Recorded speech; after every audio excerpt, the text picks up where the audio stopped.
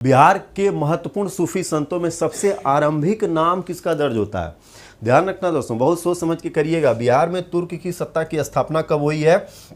गढ़वाल वंशी शासकों के द्वारा बिहार में तुरुस्क दंड की वसूली की चर्चा है। एक अभिलेख इसमें मिला है जिसको लेकर के विशेष चर्चा हो रही है। ये अति महत्वपूर्ण रहेगा भाई, तुरुस्क दंड का अभिलेख। बिहार में नवपाषाणकालीन संस्कृति के महत्वपूर्ण स्थल कौन से हैं, ये सभी को लेकर चलेंगे।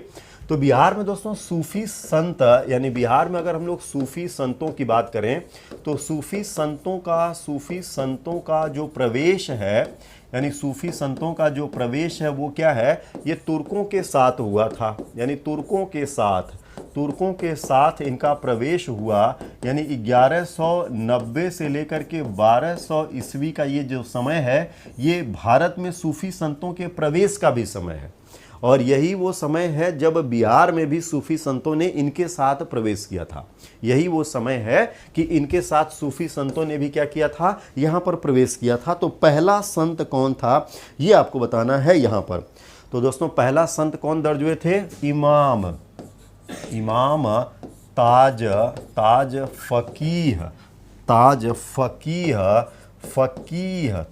फकीह का नाम दर्ज हुआ था। ताज फकीह का नाम दर्ज हुआ था भाई, ये यहाँ से ध्यान रखना है। ये प्रथम सूफी संत थे, यानी यहाँ पर क्या थे? ये प्रथम सूफी संत थे भाई, ये ध्यान रखना है। बिहार में तुर्क सत्ता की स्थापना कब होती है? तो इसकी स्थापना उदंतीपुर विजय से होती है। किससे होती है? उदंतीपुर विजय। जैसा कि आपको पता है बख्तियार खिलजी, उसने यहाँ पर ये पहली सफलता दर्ज करी। और ये कब दर्ज किया था? 1198 ईस्वी में भाई। यहीं से इसकी शुरुआत होती है। यहीं से क्या होती है? इसकी शुरुआत होती है 1198, ये यहाँ से ध्यान रखना है। गढ़वाल वंशी शासकों द्वारा बिहार में तुरुस्क दंड में वसूली की एक अभिलेख मिला है। और ये अभिलेख कहाँ से मिला है? तो ये अभिलेख मिला है मुंगेर से। कहाँ से? मुंगेर से। बिहार में नवपाषाणकालीन संस्कृति का सबसे महत्वपूर्ण स्थल कौन सा है? आप सबने पहले ही इसका आंसर कर दिया था भाई, तो ये हो जाएगा सारण। और सारण का कौन सा? तो सारण का चिरांद। कौन सा? सारण का चिरांद क्षेत्र, ये यहाँ से नोट करना। हो जाएगा सभी का? बहुत बढ़िया। चलिए, तो 1 2 3 4 सभी को अपने पास संकलित करते हुए आगे चलिए। फिर हम लोग बढ़ेंगे नेक्स्ट पड़ाव की ओर। किसकी ओर? नेक्स्ट पड़ाव की ओर। आइए अगला क्वेश्चन। 1857 के विद्रोह का मुख्य संगठन करता। ध्यान रखना दोस्तों, शुरुआत में जब हम लोग बात करते हैं तो पटना में पीर अली, यानी 1857 को लेकर के जब हम लोग चर्चा करते हैं तो पटना में इसको लेकर के आगे कौन आता है? पीर अली आते हैं। लेकिन कुशल जब नेतृत्व की बात आती है, कुशल नेतृत्व और एक संगठन के रूप में इस संघर्ष को आगे किसने बढ़ाया था? तो जगदीशपुर रियासत से। कहाँ से? जगदीशपुर रियासत से ये विषय आगे की ओर बढ़ता है भाई अपने पूरे बिहार में। और यहाँ पर नाम किसका दर्ज होता है? तो बाबू कुंवर सिंह का। किसका नाम दर्ज होता है भाई?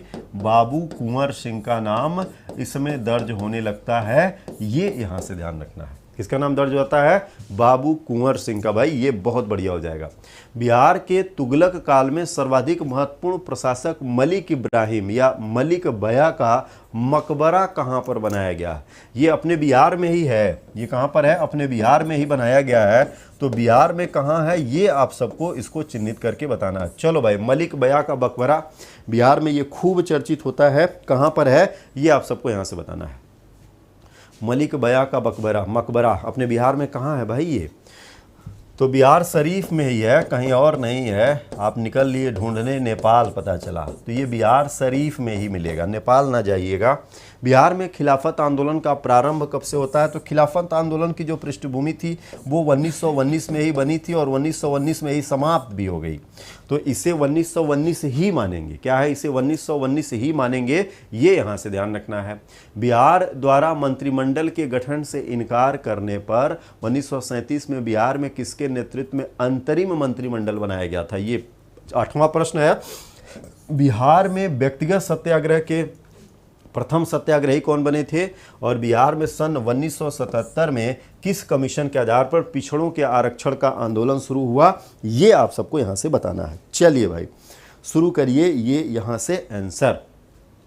तो किसके नेतृत्व में अंतरिम सरकार बनी थी, जिसको दोस्तों बिहार का प्रथम प्रधानमंत्री भी कह देते हैं। क्या कह देते हैं? यहाँ पर एक प्रश्न और आपका दर्ज होता है इसी का सेम आंसर क्वेश्चन वाला, बिहार का प्रथम प्रधानमंत्री, बिहार का प्रथम पीएम।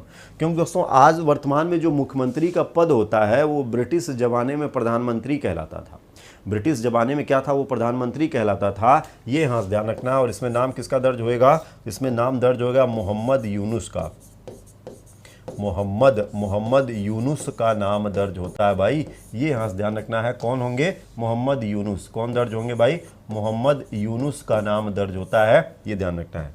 बिहार में व्यक्तिगत सत्याग्रह के प्रथम सत्याग्रही कौन बने थे? तो इसमें बने थे श्री कृष्ण सिंह। कौन बने थे?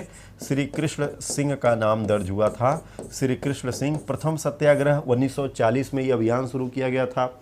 विनोबा भावे ये पहले राष्ट्रीय स्तर पर थे और फिर पंडित जवाहरलाल नेहरू दूसरे बने थे। तो ये अभियान जब अपने बिहार में चला था तो उस समय कौन जुड़ा था? श्री कृष्ण सिंह। कौन जुड़े थे? श्री कृष्ण सिंह। ये यहाँ से ध्यान रखना है।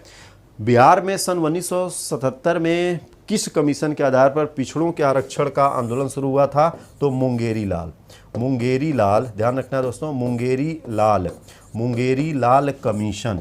लाल कमीशन के आधार पर ये यहाँ से शुरू होता है। तो मुंगेरी लाल कमीशन करेंगे। एग्जाम एक्सप्रेस सरपट दोहराइए, लेटेराइट मृदा विकास इनमें से किसका परिणाम होता है? लेटेराइट मृदा दोस्तों ध्यान रखना है, ये तटवर्ती क्षेत्रों में विशेष तौर से, और ये वास्तव में जलीय निच्छालन का दोस्तों ये क्या होता है? परिणाम होता है। मृदा में जीवों के सड़े गले अवशेष मिल जाते हैं, इन्हें क्या कहते हैं? तो इन्हीं को हम लोग कहते हैं ह्यूमस। इन्हीं को क्या कहते हैं? ह्यूमस कहते हैं मृदा के अंदर। भारत का उत्तरी मैदान किस मृदा से बना हुआ है? तो भारत का उत्तरी मैदान ध्यान रखना है ये जलोढ़ मृदा से। किससे बना है भाई? जलोढ़ मृदा से बना है। 1 2 3 ये यहाँ से करना है। चलिए भाई फटाफट आंसर नोट करते हुए आगे चलेंगे, सभी के लिए विशेष हो जाएगा। नेक्स्ट पर आइए, मृदा संरक्षण की उस विधि को क्या कहेंगे जिससे पहाड़ी ढाल पर समोच्च रेखा में दोस्तों जुताई होती है और मृदा के प्राकृतिक अवरोध का निर्माण होता है? तो इसको समोच्च, ध्यान रखना है, इसको समोच्च रेखीय जुताई ही कहते हैं। समोच्च रेखीय जुताई ही कहते हैं, जो मृदा अपरदन को रोकने में क्या होती है? सहायक होती है। ये समोच्च रेखीय जुताई कराई जाती है। मृदा संरक्षण की उस विधि को क्या कहेंगे जिसमें जल के प्रवाह को कम करने के लिए चट्टानों का ढेर लगाया जाता है, जो नालियों की रक्षा करेगा और मृदा क्षति को रोक देता है? इसको क्या कहते हैं? इसको दोस्तों कहेंगे बांध बनाना। लेकिन ये यहाँ पर क्या कहलाएगा? चट्टान बांध। क्या कहलाएगा? चट्टान बांध कहते हैं। ये इसको ध्यान रखना, जो कि विशेष होता है। तो चट्टान बांध कहेंगे। मृदा संरक्षण की उस विधि को क्या कहते हैं जिसमें तटीय प्रदेश और शुष्क प्रदेशों में पवन गति को रोकने के लिए वृक्ष एक कतार में लगा दिए जाते हैं, कतार में, और मृदा आवरण को बचाया जाता है? इसको हम लोग क्या कहते हैं? तो इसको कहते हैं वृक्ष रक्षक मेखला। क्या कहते हैं? वृक्ष रक्षक मेखला कहते हैं। ठीक है, वृक्ष रक्षक मेखला कहेंगे, ध्यान रखना। संगमरमर चट्टानों की किस श्रेणी में आता है? तो संगमरमर दोस्तों ध्यान रखना है ये रूपांतरित चट्टान है। रूपांतरित चट्टान का उदाहरण है। रूपांतरित चट्टान का उदाहरण है एलोजा नहीं एजोला होगा। क्या करेंगे? एजोला। यहाँ पर किसको थोड़ा सा सही करें, फिर आगे की ओर बढ़ते हैं भाई। एजोला। क्या कह रहा है? एजोला। एजोला किसके लिए मृदा उर्वरक बढ़ाता है? एजोला, जो कि दोस्तों ये हरित शैवाल भी हम लोग कहते हैं इसको आप क्या कहते हैं? इसे हरित शैवाल भी कहते हैं। और ये किस खेती के लिए होता है? तो धान की खेती। किसके लिए? धान की खेती के लिए ये उर्वरता बढ़ाने का कार्य करता है। मृदा लवणीकरण किसके कारण होता है, यानी मृदा में लवणता का विकास किसके कारण प्रमुख तौर से हो जाता है? तो ध्यान रखना दोस्तों, जब हम लोग मृदा में अत्यधिक सिंचाई करते हैं, क्या करते हैं? अत्यधिक सिंचाई, तो ये इसकी लवणता का कारण बनने लगता है, अत्यधिक सिंचाई।